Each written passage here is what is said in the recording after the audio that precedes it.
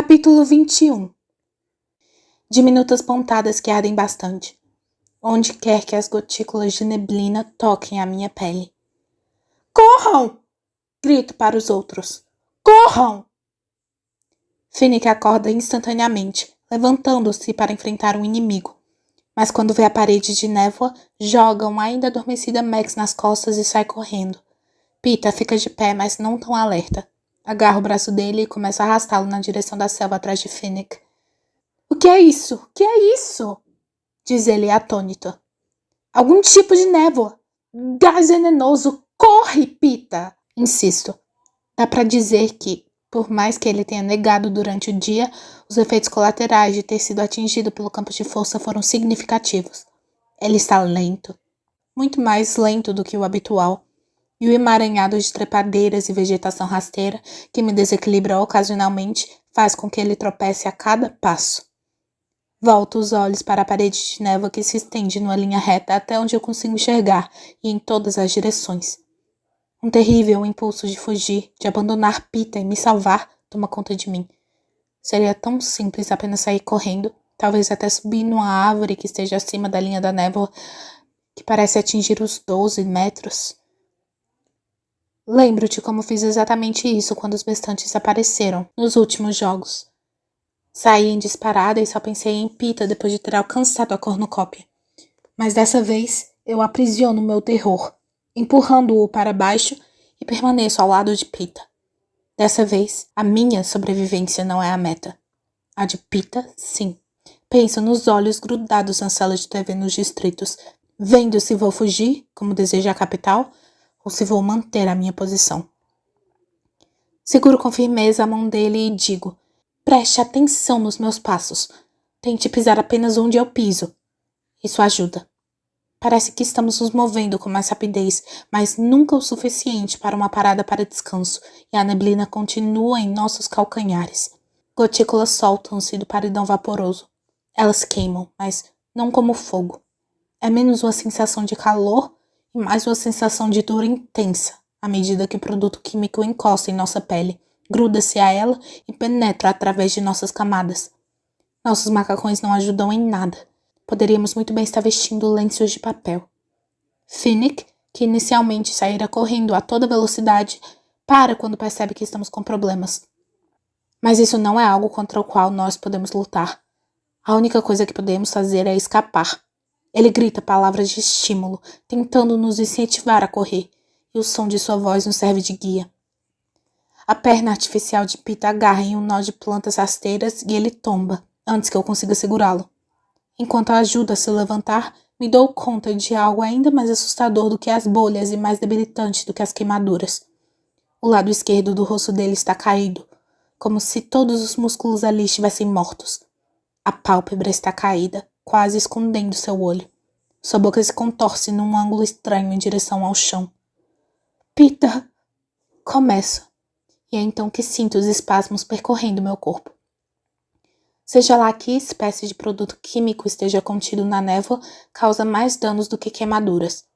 Ele atinge nossos nervos. Uma espécie totalmente nova de medo toma conta de mim e empurra Peeta para frente, o que só faz com que ele caia novamente. Quando consigo colocá-lo de pé, meus 2 braços já estão formigando descontroladamente. A névoa se aproximou de nós. Sua densidade é a menos de 1 metro de distância. Há algo errado com as pernas de Peeta. Ele está tentando andar, mas elas se movem de um jeito espasmódico, semelhante ao de uma marionete. Sinto-o avançando e percebo que Finnick voltou para nos ajudar e está içando Peeta. Encaixo meu ombro, que ainda parece estar sob meu controle, embaixo do braço de Peeta e me esforço ao máximo para acompanhar as passadas rápidas de Finnick. Estamos a mais ou menos 10 metros de distância da névoa quando Finnick para. Não está funcionando. Voltei de carregá-lo. Você consegue levar a Max? Ele me pergunta. Consigo, digo, resoluta, embora meu coração esteja quase na boca. É verdade que Max não parece pesar mais do que 30 quilos, mas eu também não sou grande. Mesmo assim, tenho certeza de que já carreguei pesos maiores. Se ao menos meus braços parecem estremer tanto. Agacho e ela se posiciona em cima do meu ombro, da mesma maneira que faz com Finnick. Lentamente, estico as pernas, e com os joelhos firmes consigo levá-la. Finnick agora está com Pita enganchado em suas costas e seguimos em frente. Finnick na dianteira, eu seguindo a trilha que ele está abrindo em meio às trepadeiras. A névoa vem vindo, silenciosa, constante e firme, exceto pelos anéis que mais parecem garras. Embora meu instinto seja correr diretamente para longe dela, percebo que Finnick está se movendo numa diagonal montanha abaixo. Ele está tentando manter distância do gás enquanto nos faz contornar em direção à água que cerca a cornucópia.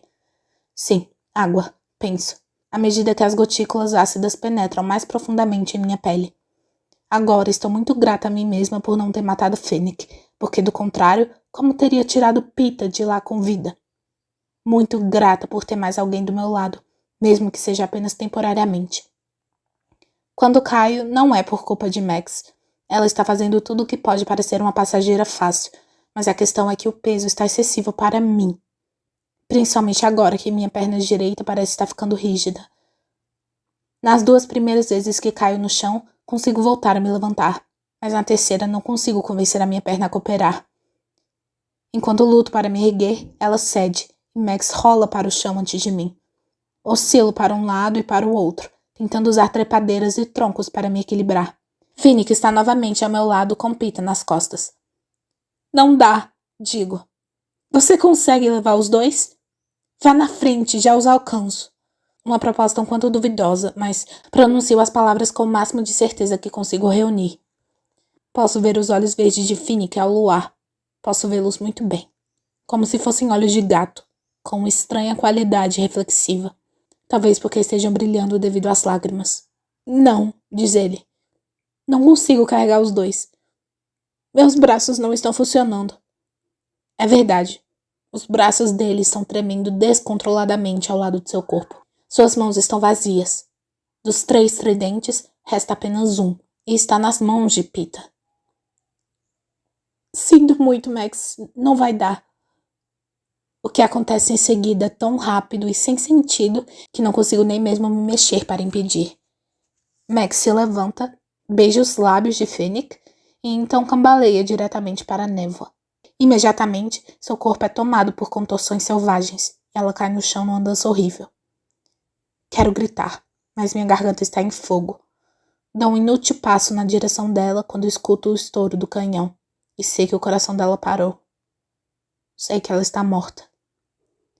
Finnick? Chamo, com a voz rouca, mas ele já está de costas para a cena. Já está se afastando novamente da névoa. Arrastando minha perna útil atrás dele, sigo-o aos tropeções, sem a menor ideia de que outra coisa poderia fazer. O tempo e o espaço perdem o sentido à medida que a névoa parece invadir o meu cérebro, confundindo meus pensamentos, tornando tudo irreal. Algum desejo animal de sobrevivência muito bem entranhado faz com que eu continue andando tropegamente atrás de Finnick e Pita, que continue a me mover, embora provavelmente já esteja morta. Partes de mim estão mortas, ou visivelmente morrendo. E Mags está morta. Isso é algo que eu sei, ou talvez apenas ache que sei, porque não faz o menor sentido. O luar resplandecente nos cabelos cor de bronze de Finnick, dores agudas me atormentando, uma perna dura como madeira. Sigo Finnick até ele desabar no chão, Pita ainda em cima dele. A inércia me impulsiona contra a minha vontade para frente e simplesmente arremesso a mim mesma, até tropeçar nos corpos prostrados dos 2. Apenas mais uma pra pilha. Vamos todos morrer assim. Aqui e agora, penso. Mas o pensamento é abstrato e bem menos alarmante do que as atuais agonias do meu corpo. Ouço Finnick gemer e se arrastar com dificuldade para longe de nós. Agora consigo ver a parede de névoa que adquiriu uma tonalidade pérola. Talvez sejam meus olhos pregando peças em mim, ou o luar, mas parece que a névoa está se transformando. Sim, ela está se tornando mais espessa, como se estivesse sido pressionada contra uma janela de vidro e estivesse sendo forçada a se condensar. Estreito os olhos ainda mais e percebo que os dedos não estão mais proeminentes na superfície da névoa. Na realidade, ela parou completamente de avançar. Tal como outros horrores que testemunhei nessa arena, esse atingiu o fim de seu território. Ou isso ou os idealizadores dos jogos decidiram não nos matar, ainda. Parou. Tento dizer, mas a única coisa que me escapa da boca inchada é um horrível som rouco. Parou! Digo novamente. Dessa vez devo ter sido mais clara, porque não só Peeta, como também Fênix se voltam para a névoa. Ela começa a subir, como se estivesse sendo lentamente aspirada em direção ao céu. Observamos até ela ser totalmente sugada e não sobrar mais nenhum resquício. Peeta se afasta de Fênix, que se deita de costas. Ficamos lá, jogados no chão, arquejando, nos contorcendo, nossas mentes e corpos invadidos pelo veneno. Depois de alguns minutos, Peeta faz um gesto vago para o alto. Macacos. Olha para cima e avista um par do que imagino serem macacos. Nunca vi um macaco vivo. Não há nada parecido com isso em nossa floresta. Mas devo ter visto alguma foto ou visto algum em um dos jogos, porque assim que vejo as criaturas, a mesma palavra me vem à mente. Acho que esses possuem pelo laranja, embora seja difícil precisar, e tem mais ou menos a metade do tamanho de um ser humano adulto. Imagino que os macacos sejam um bom sinal. Certamente eles não ficariam zangados por aí se o ar estivesse envenenado. Mas, por um tempo, ficamos em silêncio, observando uns aos outros, humanos e macacos. Então, Peeta faz um esforço para se colocar de joelhos e rasteja encosta abaixo. Todos nós rastejamos, já que caminhar agora parece uma atividade tão fantástica quanto voar. Rastejamos até as trepadeiras darem lugar a uma estreita faixa de areia formando uma praia, onde a água morna que cerca a cornucópia bate em nossos rostos. Afasto-me como se estivesse sido tocada por uma chama. Esfregar sal na ferida. Pela primeira vez compreendo a expressão de verdade, porque o sal na água torna a dor em meus ferimentos tão insuportável que quase desmaio. Mas há uma outra sensação, de algo sendo drenado. Experimento, colocando cautelosamente apenas a minha mão na água. Torturante, sim, mas cada vez menos. E através da camada azul da água, vejo uma substância leitosa sendo expelida dos ferimentos de minha pele. À medida que a brancura diminui, também a dor diminui. Tiro o cinto e o macacão, que não passa de um trapo cheio de furos. Meus sapatos e minha roupa de baixo estão inexplicavelmente intactos. Pouco a pouco, uma pequena parte de cada membro por vez, molho os ferimentos e removo o veneno. Peeta parece estar fazendo a mesma coisa, mas Fênix se afastou da água ao primeiro contato e permanece deitado de bruços na areia, sem vontade ou sem capacidade de purgar suas próprias feridas. Finalmente, após sobreviver ao pior, abrindo os olhos debaixo d'água, esfregando-a nas narinas e permitindo que lave o interior do nariz, e inclusive gargarejando repetidamente para limpar a garganta, estou suficientemente apta a ajudar Fênix. Alguma sensação voltou à minha perna, mas meus braços ainda estão acometidos por espasmos. Não consigo arrastar Fênix para a água, e possivelmente a dor mataria de qualquer modo. Então, encho de água as minhas mãos trêmulas e despejo em cima dos punhos dele.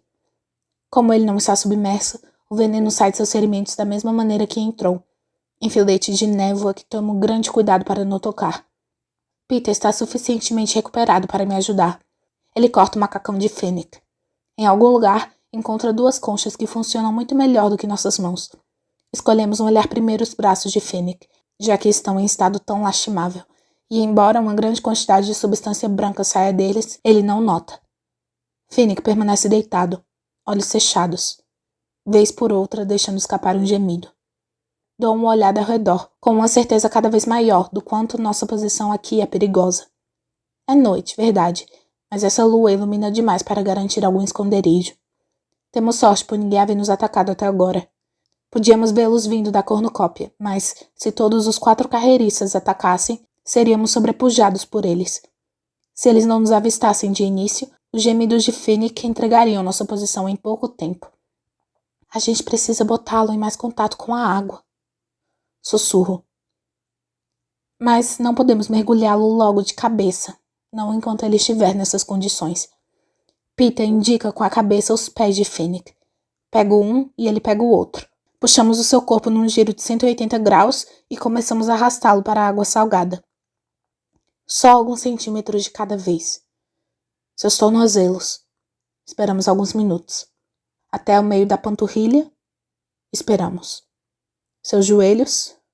Nuvenzinhas brancas rodopiam de seu corpo e ele dá um grunhido. Continuamos a desintoxicá-lo pouco a pouco.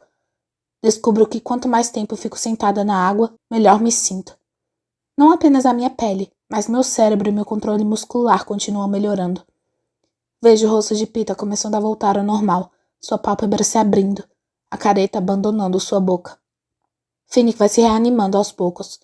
Seus olhos se abrem, fixam-se em nós e demonstram que ele está ciente de estar sendo ajudado. Descanso a cabeça dele em meu colo e imergimos todo o seu corpo, do pescoço para baixo, por mais ou menos 10 minutos. Peeta e eu trocamos um sorriso quando Finnick levanta os braços acima da água salgada. Só falta sua cabeça, Finnick.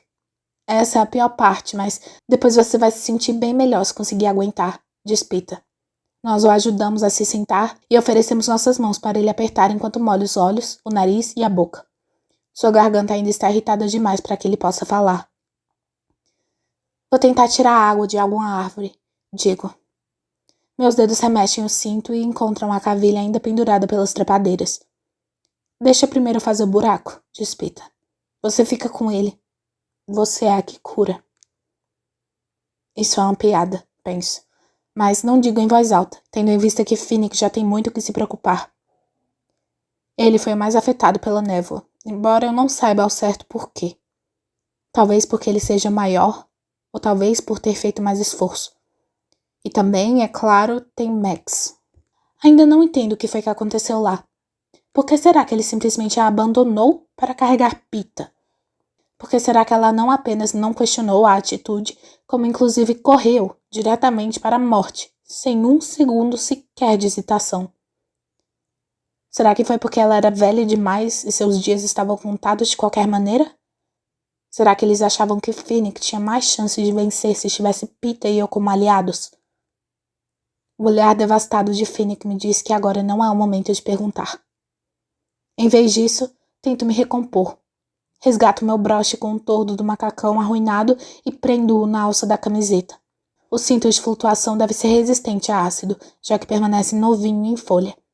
Sei nadar, portanto o cinto de flutuação não é de fato necessário, mas Brutus bloqueou a minha flecha com ele, de modo que eu recoloco, pensando que talvez possa vir a me oferecer alguma proteção. Desfaço a trança de meus cabelos e os penteio com os dedos, perdendo vários fios, já que as gotículas de névoa fizeram um estrago e tanto. Em seguida, refaço a trança com o que restou. Peeta encontrou uma boa árvore, a mais ou menos 10 metros de distância da estreita faixa de areia.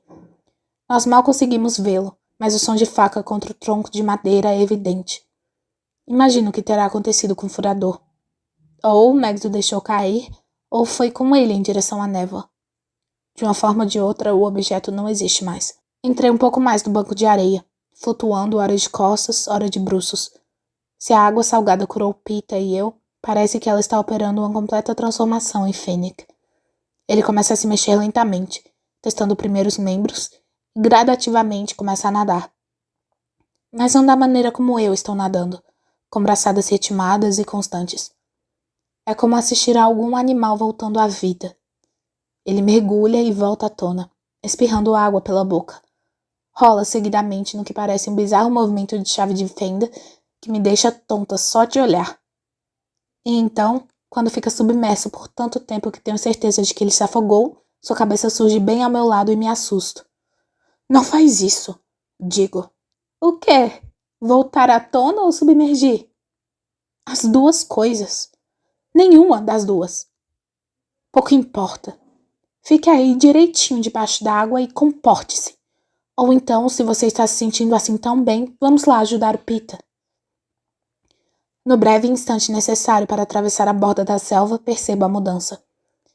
Pode-se acreditar isso aos anos que passei caçando. Ou então, talvez meu ouvido reconstruído funcionasse um pouco melhor do que era de se esperar.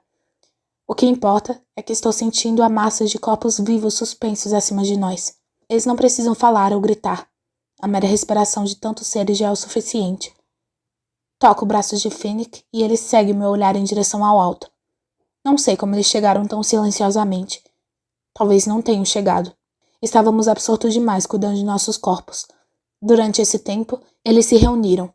Não 5 ou 10, mas dezenas de macacos estão pendurados nos galhos das árvores da selva. O par que avistamos assim que nos livramos da névoa podia muito bem ser um comitê de boas-vindas. Esse grupo aqui parece ameaçador. Armo meu arco com 2 flechas e Finnick ajusta o tridente na mão. Pita? Digo com o máximo de calma possível. Vou precisar que você me ajude com uma coisa aqui. Tudo bem, só um minutinho.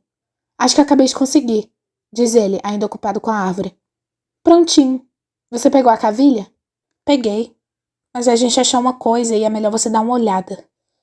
Continuo, dosando a voz. Só que você vai ter de se mover silenciosamente para não assustá-los. Por algum motivo, não quero que ele note os macacos, ou mesmo olhe na direção deles. Há criaturas que interpretam uma mera troca de olhares como agressão. Pita se volta para nós, arfando devido ao trabalho na árvore. O tom da minha solicitação é tão esquisito que o alerta para alguma eventual irregularidade. Tudo bem, diz ele casualmente. Ele começa a se mover em meio à selva, e embora eu saiba que está tentando ao máximo não fazer barulho, esse nunca foi seu ponto forte, mesmo quando tinha 2 pernas. Mas não tem problema. Ele está se movendo, os macacos estão mantendo suas posições. Quando chega a apenas 5 metros da praia, Pita percebe a presença deles. Ele olha para mim por um segundo apenas, mas é como se estivesse detonado uma bomba. Os macacos explodem numa massa histérica de pelos laranjas convergindo sobre ele. Nunca vi um animal se mover com tanta rapidez. Eles deslizam pelas trepadeiras como se estivessem besuntadas. Dão saltos impossíveis entre uma árvore e outra. Dentes a mostras, pelos eriçados, garras proeminentes, afiadas como lâminas. Posso até não ter muita familiaridade com macacos, mas animais não se comportam assim no mundo natural. Bestantes! Grito, assim que Finnick e eu nos jogamos na folhagem. Sei que cada flechado precisa valer a pena. E vale. Na luminosidade fantasmagórica, vou derrubando um macaco atrás do outro, mirando olhos, corações e pescoços de modo que cada flecha signifique uma morte. Mas ainda assim, isso não seria suficiente sem que Finnick espetasse os animais como se fossem peixes, jogando-os para o lado e Pita destroçando-os com sua faca. Sinto garras em minha perna, em minhas costas, antes que qualquer um deles tenha tempo de acertar o agressor. O ar fica pesado com as plantas pisoteadas, o odor de sangue e o fedor rançoso dos macacos. Pita, Finnick e eu nos posicionamos em um triângulo, separados por alguns metros e de costas uns para os outros. Meu coração acelera quando meus dedos pegam a última flecha. Então, lembro que Pita também está com a aljava. E não está atirando, está usando apenas a faca. Tiro a minha própria faca, mas os macacos são mais rápidos. Conseguem se desviar para um lado e para o outro em tal velocidade que é praticamente impossível reagir. Pita! Grito. As suas flechas! Pita se vira para testemunhar o meu aperto e está pegando a aljava quando a coisa acontece. O macaco salta de uma árvore para acertar o peito dele. Estou sem flecha, não tenho como atirar. Escuto o barulho do tridente de Finnick encontrando um outro alvo e sei que sua arma está ocupada. O braço de Pita fica inoperante no momento em que tenta retirar a aljava com as flechas. Jogo a minha faca no bestante que se aproxima, mas a criatura dá um salto mortal, desviando-se da lâmina e mantendo sua trajetória. Sem arma. Indefesa. Faço a única coisa que me passa pela cabeça naquele instante. Correr até Pita e derrubá-lo no chão para proteger o corpo dele com o meu, embora saiba que não conseguirei fazer isso a tempo. Ela, entretanto, consegue, materializando-se, ao que parece, do nada. Num determinado momento, em lugar nenhum. No outro, girando na frente de Pita. Já ensanguentada, a boca aberta num grito agudo, as pupilas tão dilatadas que seus olhos mais parecem buracos negros.